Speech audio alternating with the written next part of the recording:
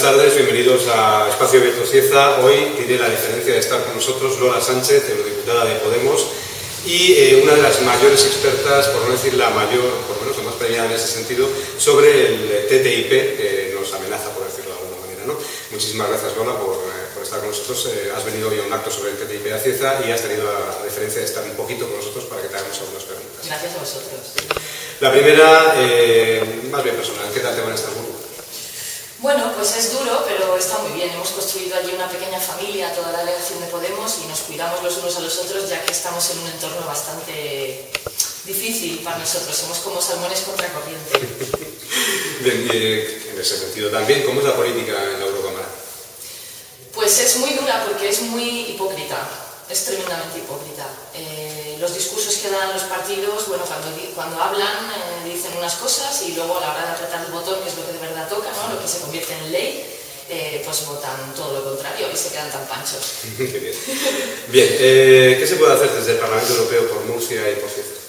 Bueno, muchísimas cosas, muchísimas. Lo que pasa que, bueno, el Parlamento Europeo sí que es verdad que es una maquinaria burocrática brutal, que lo que intenta es hacer que te pierdas para empezar por los pasillos, que te pierdas pues con el tiempo que necesitas para llevar adelante burocráticamente, ¿no? En cuanto a papeles se refiere, cualquier iniciativa. Y luego también es muy difícil pues porque estamos en minoría y muchas veces pasa que iniciativas, que por muy buenas que sean y muy de sentido común, que vengan de nosotros, de la izquierda europea, automáticamente son rechazadas por la gran coalición. Entonces es bastante difícil, pero no imposible, porque muchas veces solamente con el acto de denunciar un caso, la Comisión Europea se pone a trabajar. Y nos pasó con el aeropuerto de San Javier, que simplemente haciéndole una pregunta a la Comisión Europea fue como si levantáramos la perdiz, ¿no? Y se pusieron a investigar y bueno, pues ahí está el tema todavía por... Entonces, muchas cosas se pueden hacer por eso. Vamos a ver si hacemos algo con el Mar Menor y vamos a ver si protegemos la agricultura murciana del TTIP, entre otras cosas. Ya precisamente con tu respuesta me has dado pie a hacerte la que sería la última pregunta que te íbamos a hacer, pero bueno, la voy a pasar aquí. ¿Qué debería hacer un ciezano, una ciezana, un murciano, una murciana, si quiere plantear alguna problemática de forma individual o colectiva ante la Unión Europea, ante el Parlamento Europeo?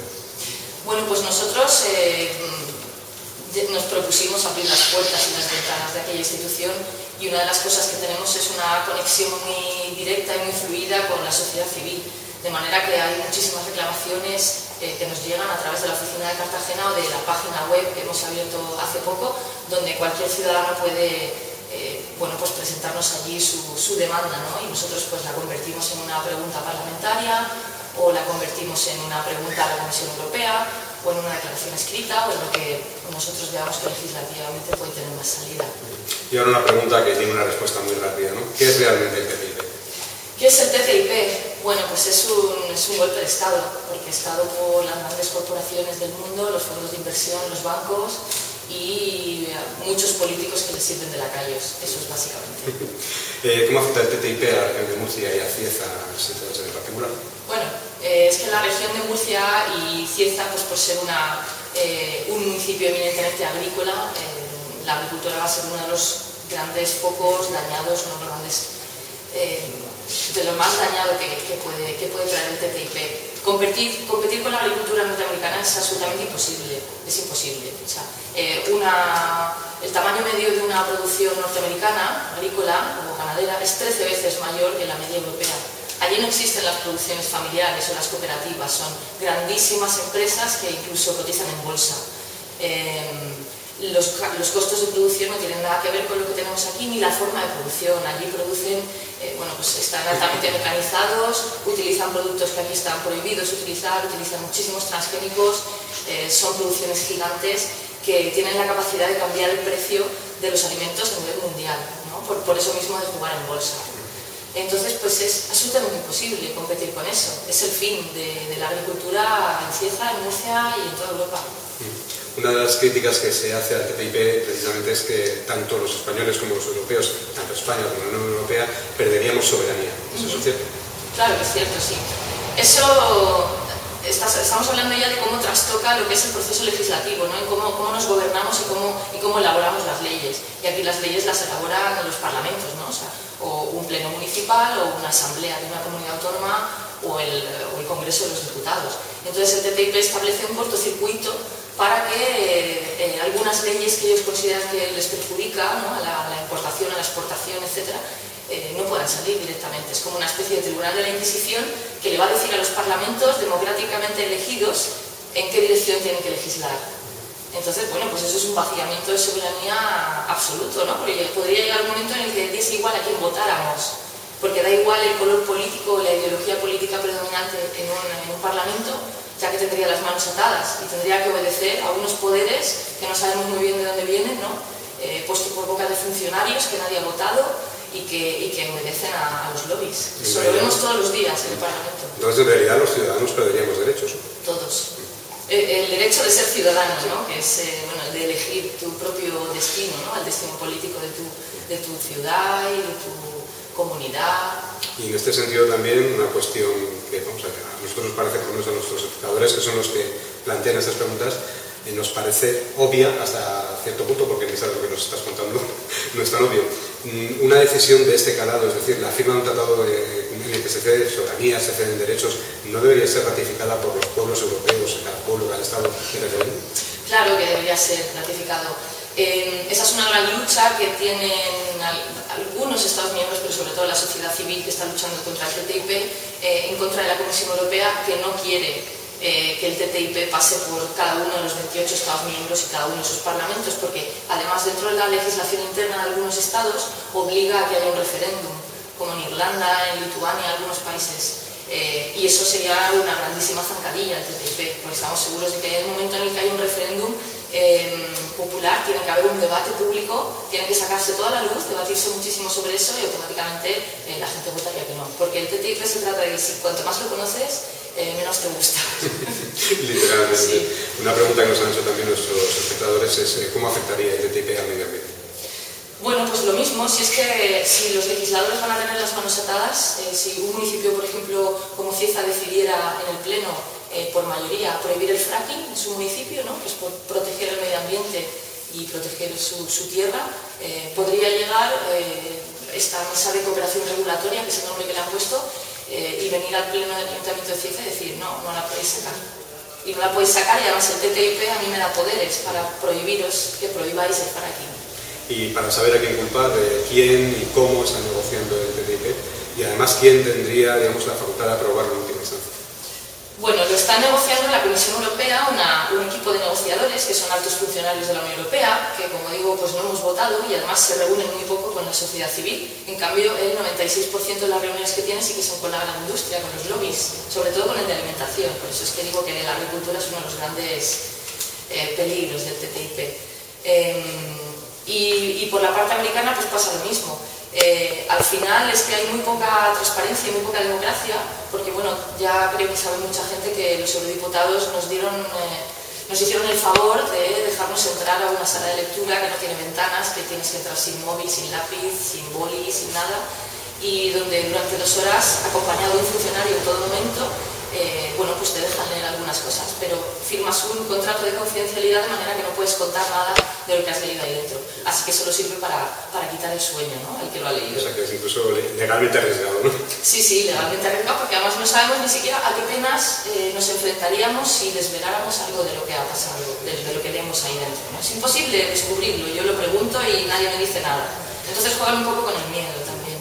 Pues Lola, muchísimas gracias por habernos cedido un poquito de tu tiempo, por habernos informado, por habernos metido miedo también en cuanto al TTIP, y insisto, gracias por hacernos caso, por ayudarnos, por informarnos. Muchas gracias a vosotros por hablar del TTIP, hace falta, gracias. Bien, es el turno ahora para Javier Sánchez Serna, que es el candidato número 1 de Unidos Podemos al Congreso de los Diputados. Nos visita hoy porque tenéis un acto, o hay un acto ahora, de información sobre el TTIP. La primera pregunta es obvia, ¿qué opinión te merece el TTIP? En primer lugar, creo que vamos a ser el único partido que tenga un acto sobre el TTIP, y esto es porque tanto el Partido Popular como el Partido Socialista no han querido poner un acuerdo comercial que podría cambiar muchas cosas, que podría afectarnos de una manera importante sobre el debate público y menos en campaña. Nosotros queríamos hacer esta tarde en Cieza un acto sobre el TTIP porque creemos que puede tener serias consecuencias sobre nuestra agricultura. Sabemos que la huerta es la principal potencia de la región de Murcia y, sin embargo, un acuerdo con Estados Unidos no beneficiaría a nuestras pymes, que exportan mucho más a Europa, a África o a Asia que Estados Unidos, y sin embargo generaría una situación de competencia desleal con unas empresas en Estados Unidos que tienen unas regulaciones ambientales y laborales pues mucho menos reguladas que las nuestras. Por tanto, creemos que se podría poner en riesgo lo que es la agricultura en Murcia, y queremos que nuestra gente esté informada. Ahora ya pasamos, digamos, a otro ámbito, al ámbito nacional. Has sido diputado en esta legislatura, en esta breve legislatura. ¿Cuál ha sido tu experiencia personal? Bueno, ha sido una experiencia, yo creo que positiva.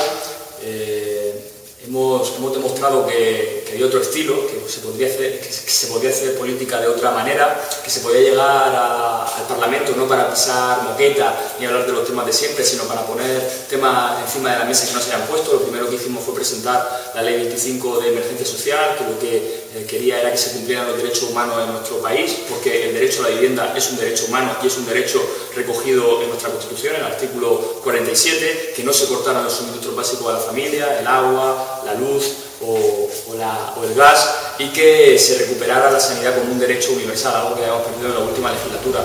Creo que con nuestra entrada en el Congreso se ha puesto de manifiesto cuáles son las prioridades de Unidos Podemos. Es la gente y es rescatar a la gente y no a los bancos.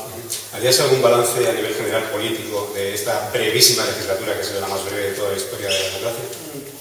Quizá nos hemos dado cuenta que hay una resistencia todavía muy fuerte por parte de los partidos viejos de llevar a cabo las reformas que este país necesita. No nos esperábamos tanta agresividad a nuestra entrada al Congreso. Me acuerdo de Celia Villalobos incluso preocupada por si teníamos piojos. En cualquier caso, ha sido una legislatura malograda porque el Partido Socialista no se atrevió a conformar un gobierno progresista y hizo un pacto contra natura con Ciudadanos. Muchos de sus votantes dicen: si es que vosotros erais la tercera fuerza, ¿por qué no se entendió?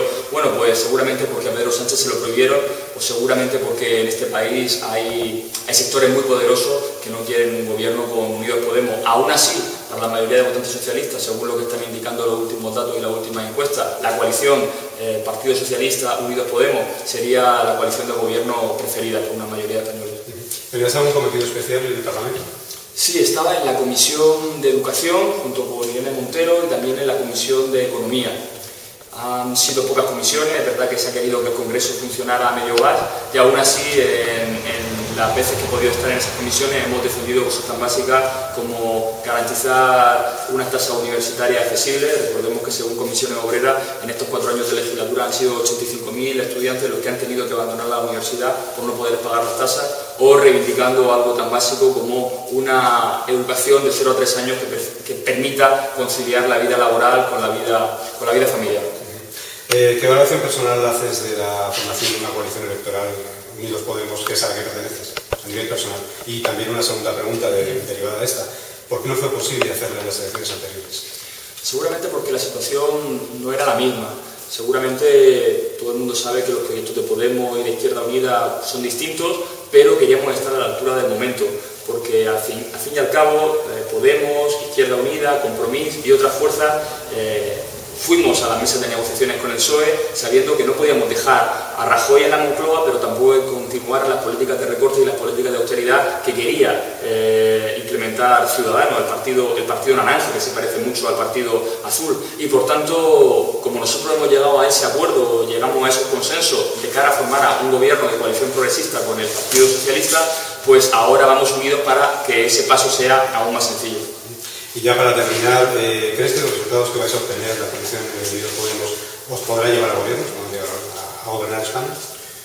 Estamos seguros. Nosotros creemos que cada vez que se abren las urnas la ola de cambio avanza, y los resultados del 26 de junio no solo van a ser buenos para Unidos Podemos, van a ser buenos para el país, y va a ser posible, se va a ver muy claramente que en este país ya hay una mayoría progresista que quiere, insisto, echar a Rajoy de la Moncloa, que ha sido un gobernante pésimo, pero también cambiar las políticas de austeridad que nos han hecho un país más pobre, un país más desigual, y que al final no han servido para salir de la crisis y generar crecimiento económico.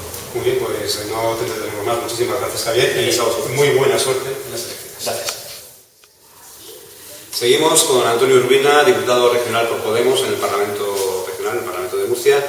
Muchas muchísimas gracias por habernos dado un poquito de tu tiempo, que sabemos que estás muy ocupado, además que tenéis un acto inmediatamente para que podamos hacerte algunas de las preguntas que nos han enviado nuestros espectadores que tienen interés en saber algunas cosas sobre la denuncia, cómo va la política y tal. Bueno, lo primero que hemos comentado a todos vosotros que habéis venido aquí a hacer un acto sobre el TTIP es qué valoración personal hacéis precisamente del TTIP. Bueno, yo por lo que se va conociendo y lo que Lola, que tiene información de primera mano porque es eurodiputada y puede entrar a la famosa habitación, que yo la llamo la habitación oscura, aunque algo de luz habrá, pero es aquella que no se puede entrar. Bueno, nuestros peores temores se van confirmando tanto con lo que nos cuenta la gente que puede entrar allí como lo que se ha filtrado por parte de Greenpeace, en el cual este tratado, lejos de ser como nos lo presentan, un tratado de libre comercio que tiene como principal objetivo rebajar aranceles, rebajar impuestos a la importación, no es eso, porque de hecho los aranceles ya están muy bajos. Yo siempre digo que esto es un acuerdo que están haciendo las grandes élites, las grandes multinacionales, tanto de Estados Unidos como de Europa, que se están poniendo de acuerdo para cómo dar el último asalto hacia el estado de bienestar. En ese sentido, más que un tratado de Europa frente a Estados Unidos, es un tratado de las élites de ambos países frente a los pueblos tanto de Estados Unidos como de Europa. Yo me siento mucho más próximo a un ciudadano norteamericano, a un asalariado, a un defensor de la educación o de la sanidad en Estados Unidos, porque lo que estamos viendo es este asalto de las grandes multinacionales pues a los últimos resquicios del estado de bienestar. En ese sentido, más que un acuerdo de libre comercio, es un acuerdo de privatización de los últimos servicios sociales, de desregulación de normativas ambientales y de protección de la salud, por ejemplo, en el uso de herbicidas o en el uso de organismos genéticamente modificados. Todas estas normativas se van a igualar a la baja para beneficio de las multinacionales de ambos lugares y en perjuicio de los pueblos de ambos lugares. Es decir, que más que una negociación Estados Unidos-Europa, es una negociación de los de arriba frente a los de abajo, en los cuales los de abajo no tenemos ninguna voz en la negociación, y ese es el gran problema. Bueno, pues pasamos ahora a la política, digamos, más de andar por casa, la política regional, más de andar por casa y más importante quizá también. Nuestros espectadores están muy preocupados por el estado del Mar Menor. Últimamente recibimos noticias tremendamente alarmantes. Desde Podemos, el partido al que tú representas, ¿qué se piensa en este sentido? ¿Qué se puede hacer también para intentar arreglar un poco el desastre medioambiental, el desastre incluso turístico por el estado del agua que se plantea ahora mismo con el Mar Menor? Bueno, lamentablemente esto es algo que no es una sorpresa, es como el último grito que ha dado el propio Mar Menor de problemas que se vienen detectando desde hace muchos años y incluso más urgentemente en los últimos 5 o 7 años. La buena noticia es que hay solución, es decir, que todavía no estamos en el punto irreversible de haber perdido para siempre el Mar Menor. Lo que pasa es que requiere primero acciones contundentes y acciones urgentes, y es algo que no se puede dejar pasar. Yo creo que en este punto la presión de la propia gente y ante la amenaza de ver en plena temporada veraniega que podría darse el riesgo de que incluso el baño tuviera que ser regulado en el Mar Menor. Ya tuvimos el problema de las medusas, fue un primer aviso el problema de las medusas, se resolvió no yendo a la causa del problema, que es por qué están ahí esas medusas, sino poniendo unas redes que lo único que hacían era resolver coyunturalmente en verano el problema, pero no ir a la raíz del problema. Y lo que ha pasado ahora con las algas es como la fase 2 de las medusas. A las algas, microalgas, no le puedes poner redes. Entonces ahora sí que o se va a la raíz del problema o no habrá solución. Y la raíz del problema es un problema complejo que tiene varias fases. Una de ellas es el vertido excesivo de los residuos de todos los abonos que hay en el regadío y en los nuevos cultivos, nuevos en su gran mayoría destinados a la agroexportación, que aquí hay que distinguir entre lo que era el cultivo tradicional, incluso el regadío más tradicional, frente a la gran explosión agroexportadora que ha habido, que mete nutrientes, mete nitratos, mete fosfatos al Mar Menor y genera condiciones para que se produzcan este tipo de cosas. El tema de las salmueras es otra problemática, pero no es la única, ni la causante última, es decir, hay una serie de problemáticas. La tercera, por ejemplo, es la excesiva urbanización y, aunque se ha ido poniendo algo de remedio al tema de la depuración de aguas residuales, no está totalmente resuelto, pero un excesivo urbanismo en toda la costa del Mar Menor, no hay más que ver lo que es la Manga. Por exceso nos estamos cargando el recurso, es decir, un turismo mejor gestionado, más sostenible, con más valor añadido, hubiera permitido que la laguna del Mar Menor fuera un referente europeo, y a eso se añade luego quizá causa más estructural y más de fondo, y es que estos son pues, un efecto más del famoso cambio climático. Es decir, la elevación, aunque sea medio grado, de la temperatura media del agua del Mar Menor también facilita, junto a los nutrientes y junto a la invasión de ciertas especies, que está vinculado al cambio climático, pues un conjunto de factores que ha provocado este problema. Es decir, la solución, al ser un problema complejo, también es compleja, no se puede hacer demagogia. Y lo que no puede hacer el gobierno regional es mirar para otro lado o decir que no sabía nada. Se viene denunciando desde hace más de 10 años y la única ventaja de esta alarma que ha creado ahora es que de una vez por todas yo creo que se va a actuar. Pero hay que actuar contando con la gente. El Pacto del Mar Menor es clave, las plataformas que se han creado en defensa del Mar Menor, el gobierno regional debe contar con ellas, y también la Unión Europea, que va a destinar una cantidad importante de dinero, más de 45 millones de euros para la regeneración del Mar Menor, pues va a tener una voz en este tema y va a estar vigilante de que las políticas y el gasto se ejecute bien. Y además hay soluciones más en línea de lo que son infraestructuras verdes, los famosos filtros verdes, más en línea con una visión del medio ambiente como algo dinámico, como algo que es parte del desarrollo económico sostenible y no un enemigo del desarrollo. En Murcia todavía hay grandes sectores, el gobierno regional ve el medio ambiente como un enemigo del desarrollo económico, y nosotros lo que decimos que no, es que ahora mismo si no se respeta el medio ambiente no habrá desarrollo económico, y el mejor ejemplo de ello es el Mar Menor.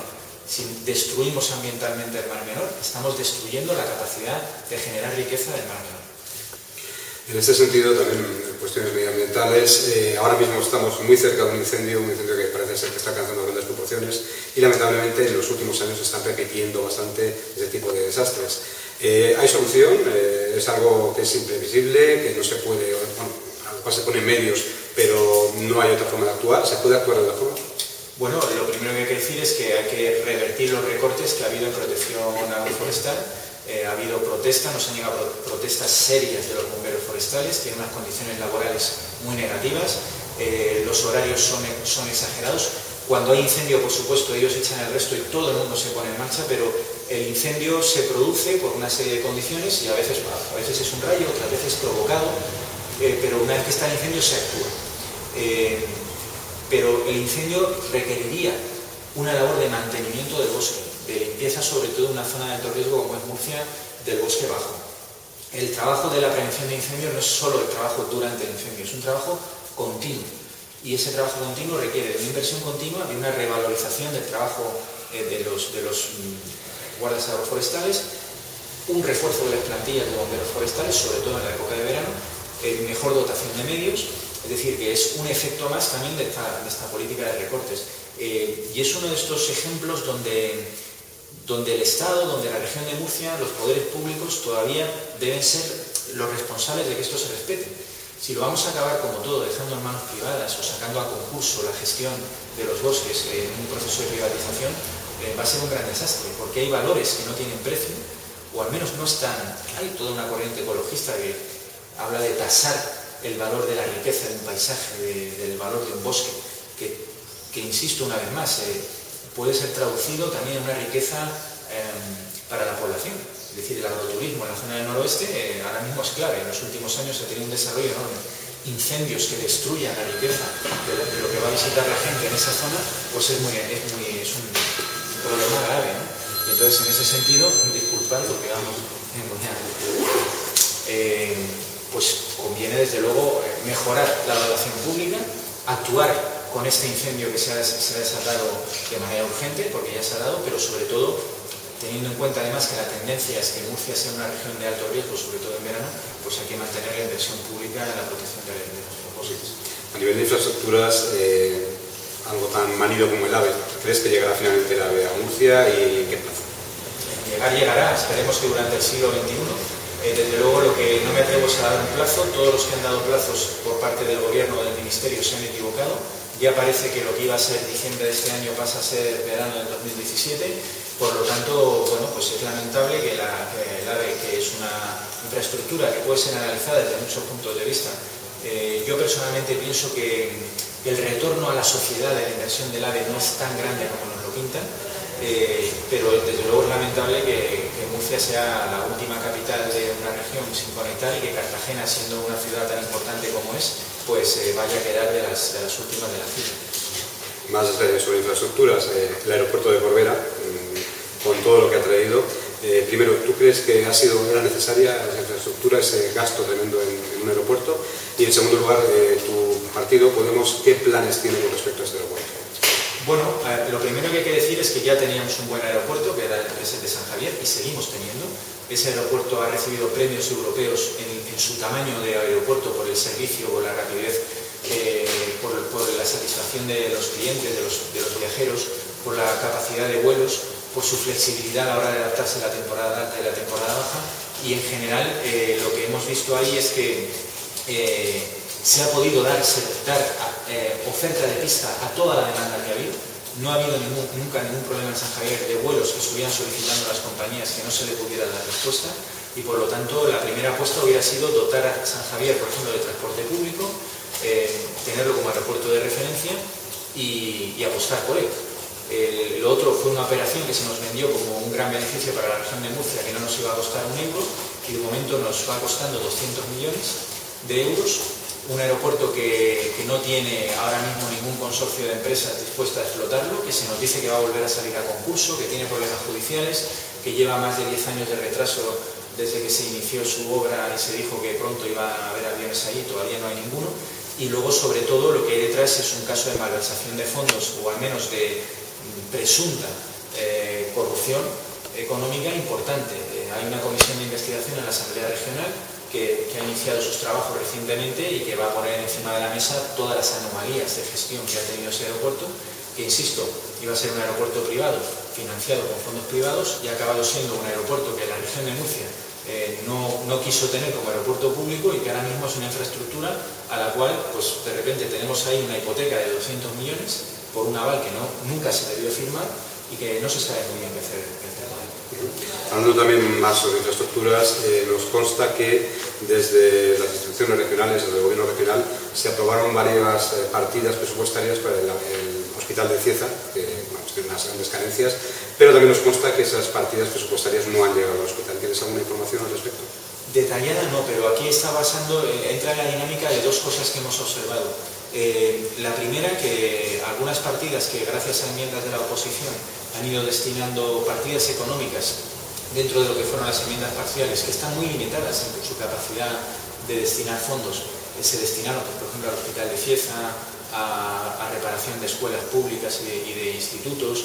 El gobierno regional no está ejecutando esas partidas. Es decir, que está obligado por ley, porque la ley de presupuestos se aprueba en la Asamblea Regional, es una ley.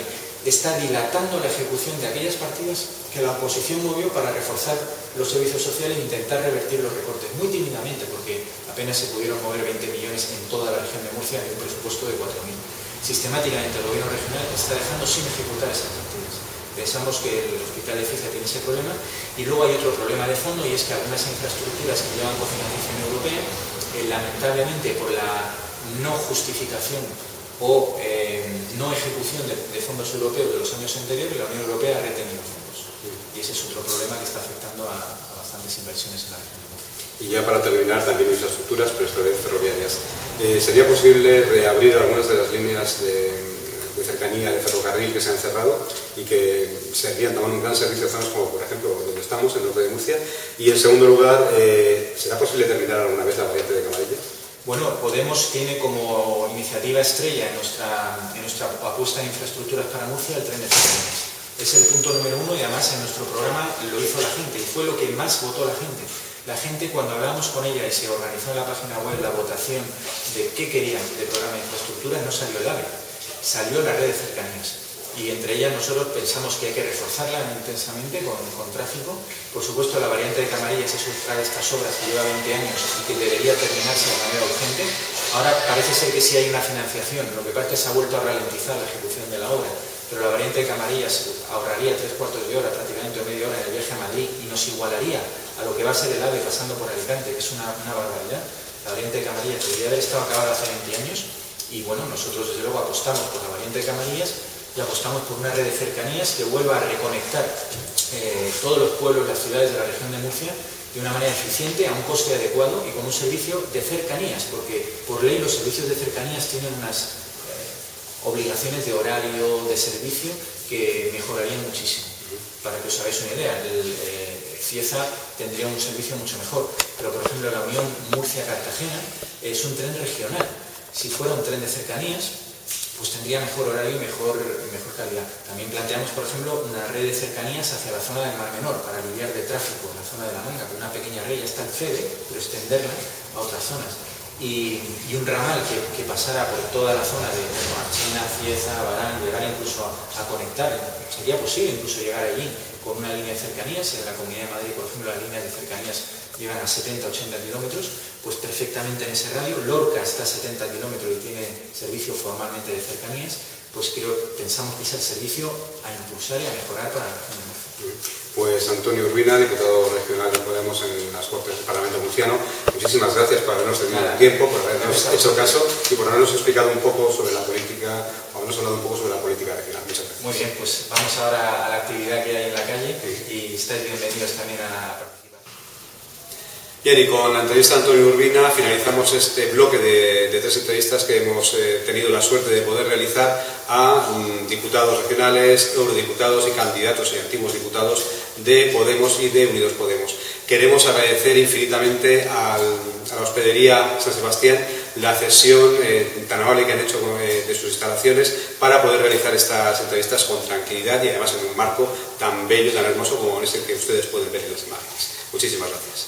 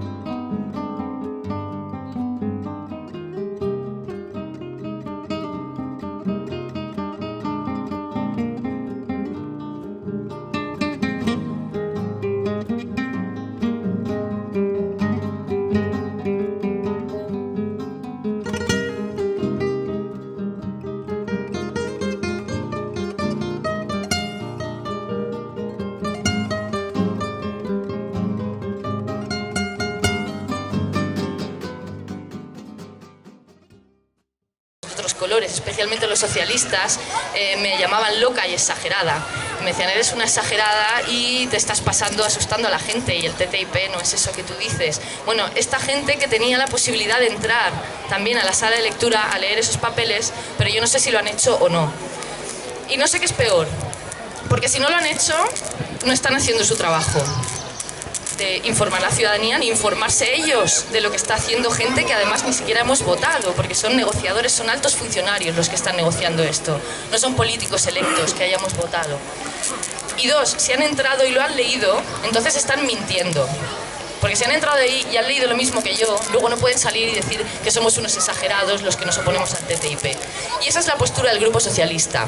Y yo es verdad que les doy mucha caña, pero es que para mí es muy doloroso. Es muy doloroso que se sigan llamando socialistas y obreros y que estén defendiendo una barbarie legislativa y antidemocrática y un ataque a todos nuestros derechos, que es lo que supone el TTIP.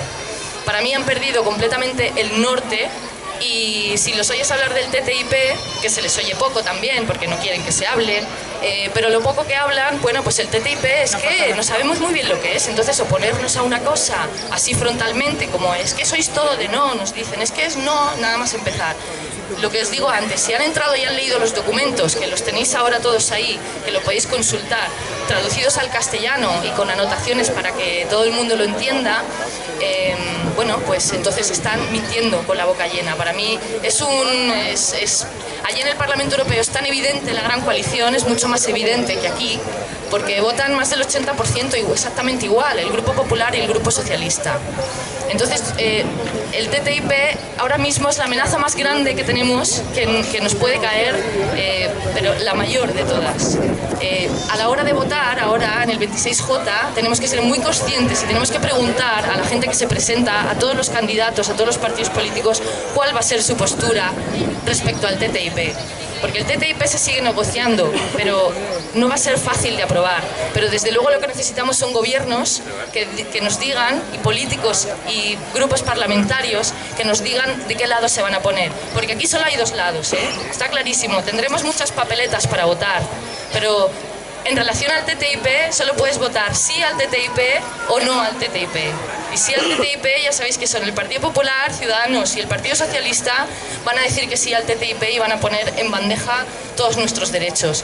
Es que hay dos bloques geográficos, por un lado Estados Unidos y por otro lado Europa, que compiten entre sí para conseguir un acuerdo. Y esto no es cierto, no es una competencia entre Estados Unidos frente a Europa.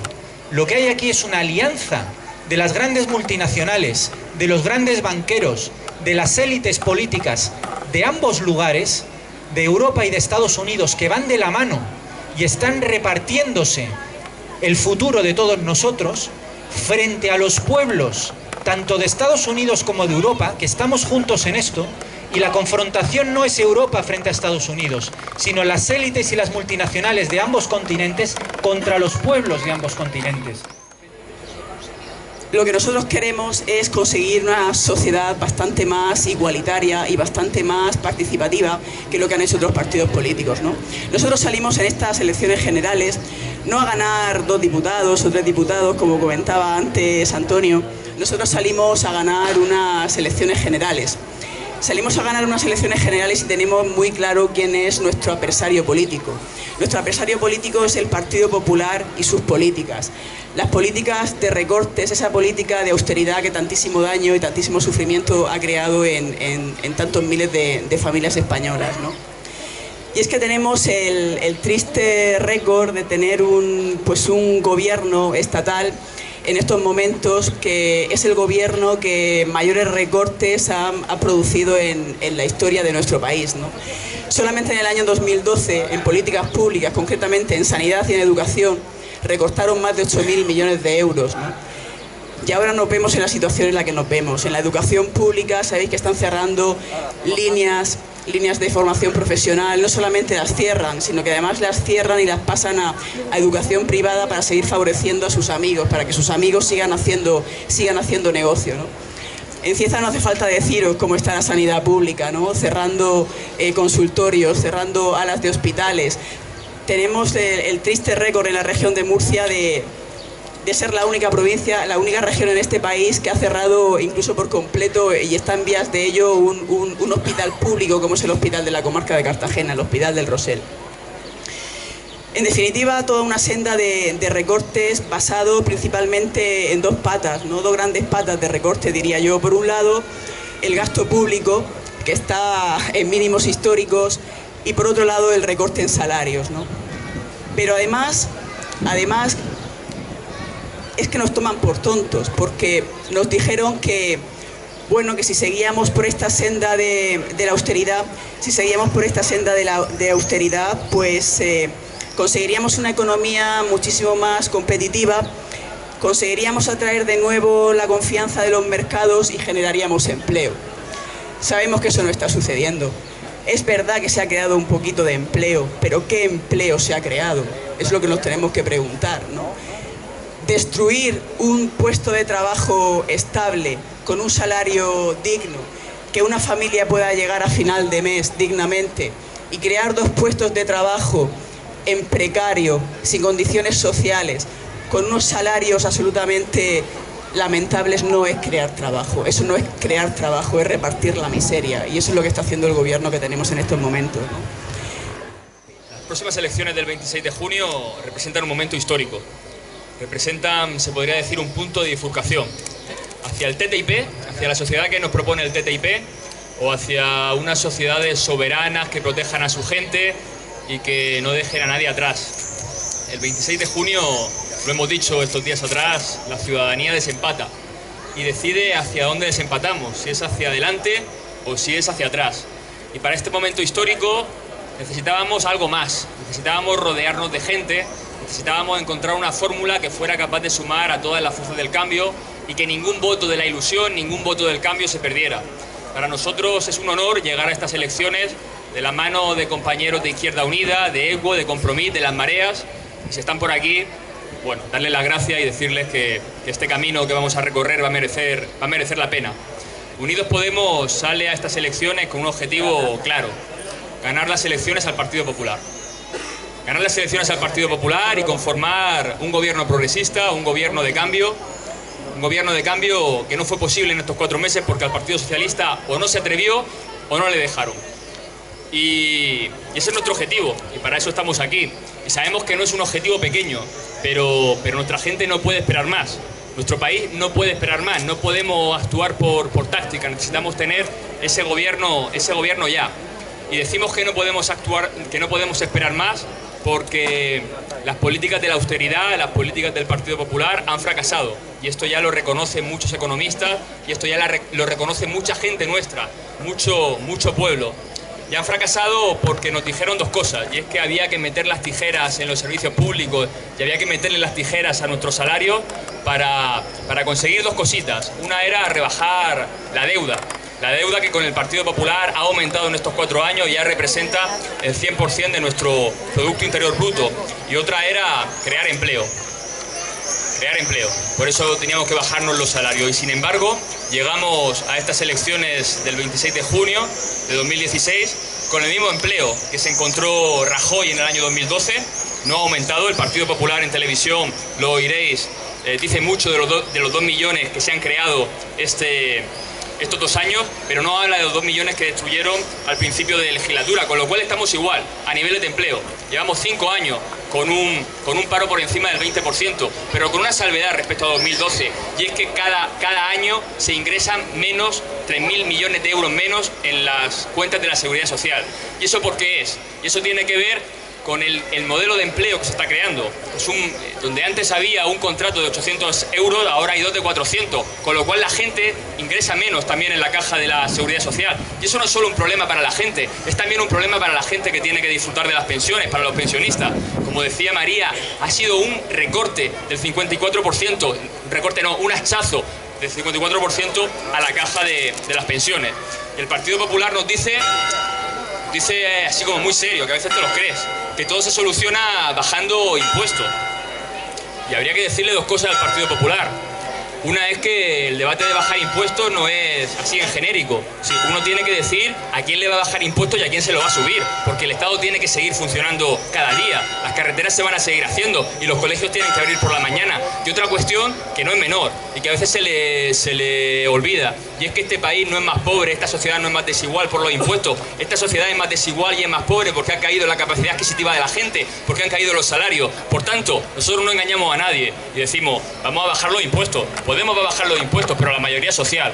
Va a bajar los impuestos a la cesta de la compra, va a bajar los impuestos a los suministros básicos, al agua, a la luz, a la electricidad, al gas, al 10%, va a bajar el IVA cultural, pero vamos a subir un poquito los impuestos a los que más tienen y se han apretado poco el cinturón.